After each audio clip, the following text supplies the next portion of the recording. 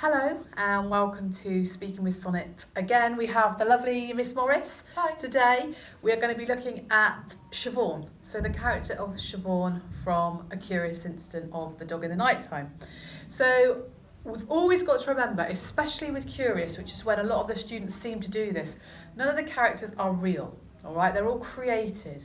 And Siobhan especially is a character who is used very dramatically by the playwright, isn't he? So Siobhan, obviously in the book, she's got the same role. She's Christopher's teacher. She's something of a mentor, but she's used much more dramatically in the play. Do you want to add anything on that? Yeah, well, she's almost is it a plot device you would call Yeah. her? She's almost used to move the story along. And a really nice way I like to think about Siobhan is she's like the audience's bridge between the bridge between the audience and Christopher And his mind. and the way his mind works. So she's able to kind of tell us things about him and parts of his story that he might have left out because he doesn't think are important. Yeah. But she knows they are. So the first time she says anything is on the very first page. Obviously, Mrs. Shears has found Wellington with the fork stuck in him. And Siobhan's and what Siobhan does here is she will be used to contrast between the shock of Mrs. Shears. It starts in the middle, doesn't it? A media res, so it starts right in the middle of the action. And Siobhan says, "It was 7 minutes after midnight. The dog was lying on the grass in the middle of the lawn in front of Mrs. Shears's house." So here she is reading from Christopher's book, which is a great dramatic device to give us insight into how Christopher's mind works. Also to give us insight into what Christopher would think is important, which are the details.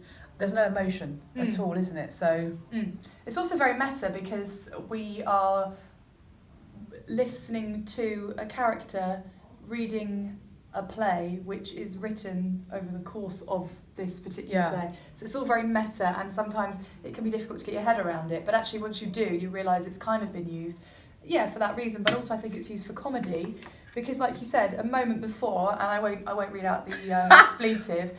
But in a minute before, Mrs. Shears says, "What in F's name have you done to my dog?" And then, like you said, it contrasts beautifully with that kind of, it was 7 minutes past midnight. Yeah. And so it's done for almost comedy's sake, I think. Yeah. And what it Dramatic. does, it reinforces right from the start that Siobhan is someone who's very important to Christopher because she's the one who has this insight into how Christopher's mind works. So first of all, because he's reading the book, the only other person that reads the book apart from Christopher is Ed when he finds it, and that's quite intrusive. Yeah. He doesn't take that well. No. But he's more than happy to have Siobhan read it out. So Yeah. that does highlight how close the relationship is. Yeah. Which I guess, it's important to say that Siobhan has almost 3 roles in the play, doesn't she? Yeah. The narrator, as herself, the teacher, and also as that moment when she's the voice in Christopher's head, which kind of links to the character. So she doesn't actually say anything in her own Siobhan character until page 6. Obviously, this is on the stage, but so she continues to read from his book. So on page 4, after 12 and a half minutes, a policeman arrived. And then on page 6, I find people confusing. So this is when it changes. And this is when you really need to see it almost, don't you? To think that she would be saying, I'll be Siobhan, you be Christopher. So she'd be reading this. Siobhan says that if you raise one eyebrow, it can mean lots of different things. It can mean, I want to do sex with you. I never said that. Yes, you did. I didn't use those words, Christopher. You did on 12th of September last year at first break. And it can also mean... So what she has there is this lovely sort of fluidity, isn't there, between what's happening with her reading the book and narrating the play as it's moving along and giving us insight into Christopher, and also her being Siobhan. Yeah. But obviously the danger of reading this in off the page, as we do in class, which isn't the best way to teach a play, I know, but we don't have much choice sometimes. The danger of that is it's difficult to visualise that. So I think you've really got to imagine Siobhan standing on the stage reading a book and then looking over and going, I didn't say that. So you can see the two different... And then and also the language use, isn't it? So Christopher, very factual, very informative, a lack of emotion, whereas she would be like, I didn't say that. And what also I think is important is that after he says, you did, on the 12th of September last year, at first break, instead of arguing with him, which Ed and Judy would probably do, she accepts it. And what we'll sort of speak about later is the fact that Siobhan knows so much about Christopher because she's been trained, and out of all the characters in the book, she is the one who can deal with him and cope with him. Again, what this says is it highlights contextually how difficult it is to have a child with additional needs as a parent, because you don't have training. You know, it's hard enough to be a parent anyway, but I think what it shows is Siobhan knows how to deal with him. Yes, but because, like you said, she's had that training. Exactly. And that shows you how difficult it is for parents who don't know what they're doing. Yes. So again, Siobhan doesn't really say a lot until page 13 again, so this will be further on in the play, where they have a conversation. And again, what this shows is that Siobhan is very aware of Christopher's, the particular mind that they talk about. This would be part of his, his needs, never mentioned, but we believe Asperger's. So should we just read this, because it's so short, we can read a little bit. Do you want to be Siobhan or Christopher on page 13 here? Yeah, I could do Siobhan. How are you today, Christopher? I'm very well, thank you. That's good. In the bus, on the way to school, we passed 4 red cars in a row. 4? So today's a good day. Great, I'm glad. So what you have there is Siobhan not mentioning the oddness. No. Or, why would it be a good day because you've seen this many red cars? So what do you think that shows about her? It shows already that they've got a relationship, and this is probably something that he's said to her before. Probably every morning. So she knows. Yeah. It shows the habit, the ritual that they go Yes. through. What I really like about this particular section is if you look as well, most of the things that she's saying to him are questions. She does respond every now and then with, great, I'm glad, something quite enthusiastic. But she asks him a lot of questions, almost as if she wants him to realise for himself that what he's doing with Wellington is wrong. Whereas when Ed tells, sorry, no, this is not about Siobhan, but when Ed tells him to stop investigating, he just very much says, get your nose out of the business. But with Siobhan, she's kind of getting him to come to that conclusion himself. Like, should you be doing that with Wellington? Yeah. Should you be going and talking to your neighbours? So on page 14, she says, Christopher, if your father's told you not to do something, maybe you shouldn't do it. We're writing stories today, so why don't you write about what happened to Wellington? So she can see how important that is, and I think she understands his obsessive nature, but at the same time she's trying to form a bridge, I think, between Christopher and Ed, in the absence especially of a mother, which you will know, won't she? Yeah. So, but also that line is, she's taking something that she knows Christopher likes, like this idea of like you just said, he gets obsessed over things. He's obsessed over finding out about Wellington, and she's turned it into something creative. Yes. Which is a really teachery thing to do, and it also shows how well trained she is, that she knows he's going to obsess on this for ages. Let me put this into something useful. And this would be a night if you get a question on either Judy or Ed or Siobhan. What this shows is that she knows how to get the best out of Christopher, or to sort of allow him to still be himself, which would be quite obsessive about this, but not do it in a way that would cause damage. Whereas Ed kind of gets the finger out, doesn't he? And like, stop putting your finger in other people's business. And I think, again, highlighting the fact that Siobhan's probably the only one that really, really knows how to deal with him.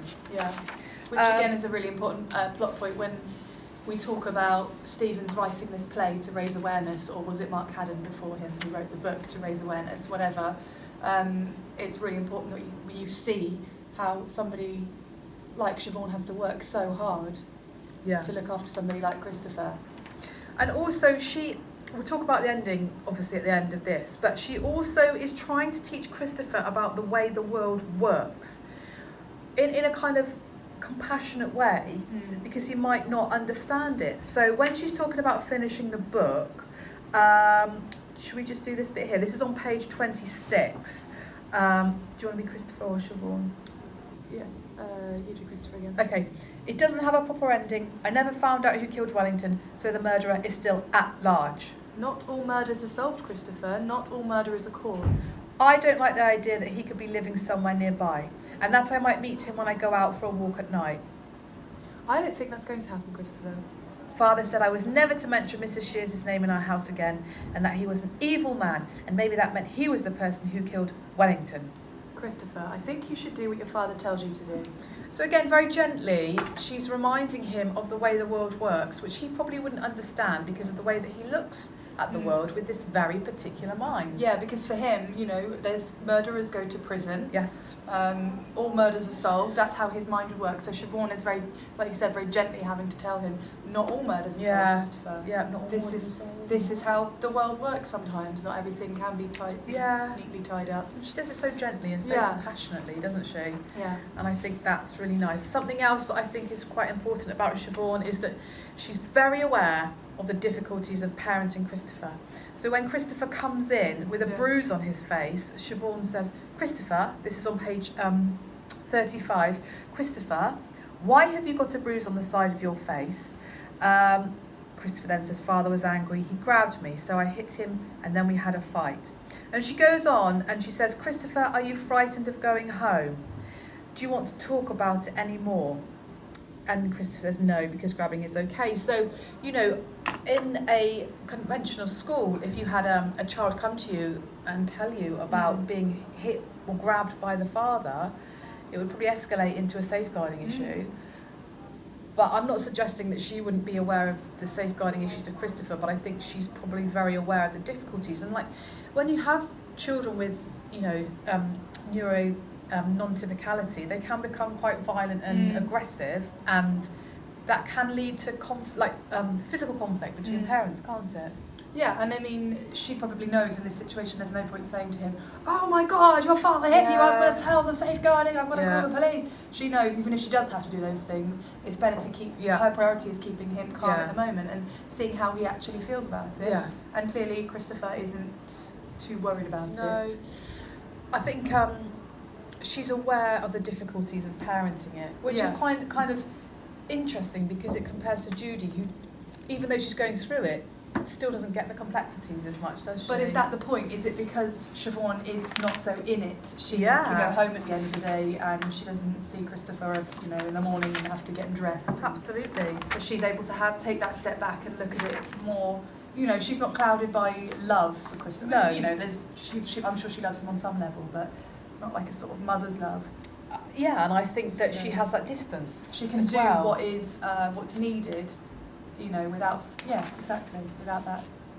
So I think another thing that you could possibly say about there is, if he's talking contextually about the difficulties of pairing a student with special needs, you can talk about the importance of the support from you know, social services or through education. And we know in kind of like the world we live in, that help has been cut quite a lot, hasn't it? And you're thinking of, well, look, if there wasn't someone like Siobhan, where would Christopher be? I think she's the one that actually allows him to sort of live as he does. True. So obviously Stevens and again Haddon were both advocates of education. And what it does for these kids. So something else which shows the importance of the relationship between Christopher and Siobhan is on page 59, when he goes to London and he's having sort of like, I suppose, what would you describe them as, panic attacks? Almost, or, you know, when everything is becoming totally overwhelming to him. Again, remember, this is to do with being on the stage. There's lights, there's noise, there's sound. It is quite overwhelming and discombobulating, even if you're in the theatre, isn't it? To be like, So Siobhan is the voice of Christopher, and she says, this is on page 59, underpass means tunnel, Christopher. In your head, imagine a big red line across the floor. It starts at your feet and goes through the tunnel, and walk along the line. So what she does is she gives him clear instructions that he can follow, like linear instructions, do this, do this, do this. Why do you think it's Siobhan in his head and he doesn't kind of come to it himself? Well, Siobhan, we can imagine he's almost recalling this knowledge from a lesson she's taught him before. And it's said in the way that a teacher would explain something. Underpass means tunnel, Christopher. So we know that he finds her comforting.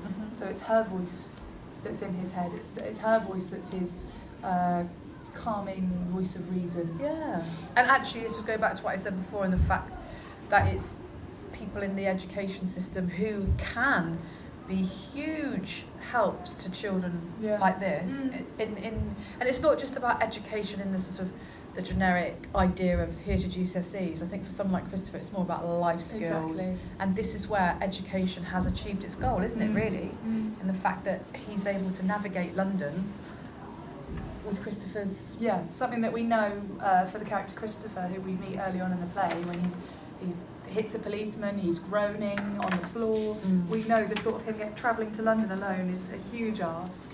Yeah. And yet I think Stevens is trying to show that people can overcome these things, and it doesn't have to hold you back. You can still do what everybody else does. What's interesting as well is Siobhan's positivity and her sort of gentle way of guiding Christopher through this journey is in complete contrast to Ed.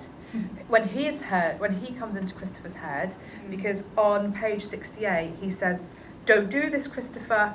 Christopher, you won't be able to." Right. "Where's your red line gone? See, it's disappeared, hasn't it?" And so why do you think Ed's like that? Well, this is the impression that Christopher has of his father, which is actually really sad.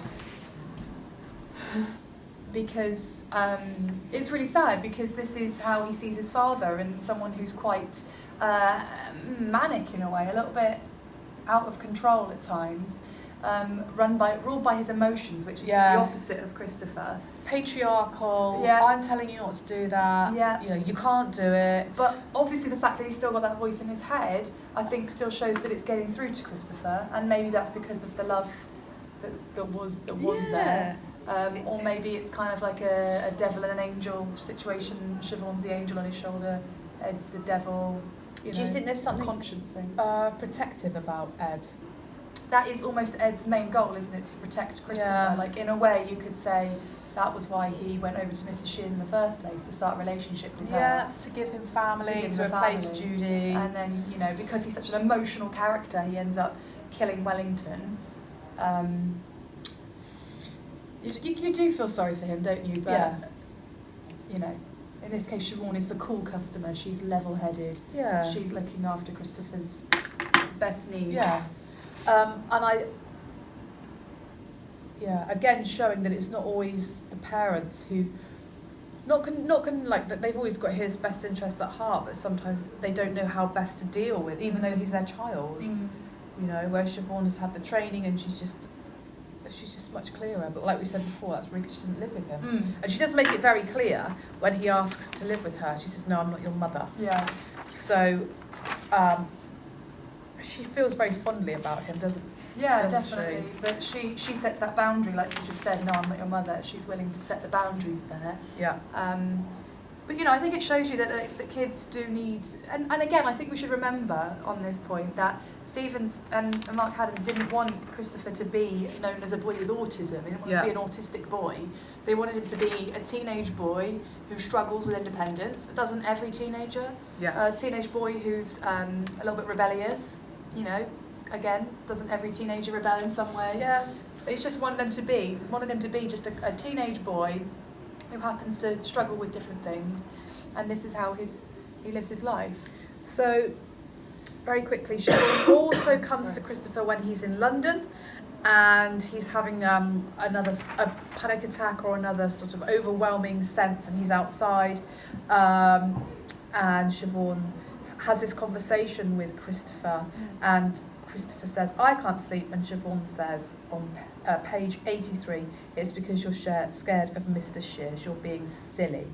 And so again, she then helps him to deal with it by asking him questions. Page 84, "What colours are they?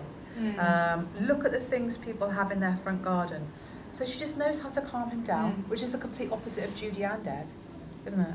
Yeah, well, they rile him up, if anything. But what's nice about that as well is he's got... Because he's such a logical person, he's got a great memory. He can remember all these lessons that Siobhan's taught him. So it almost shows you what... It sounds like I'm blowing teachers' horns now. But it shows you how important a teacher's job is.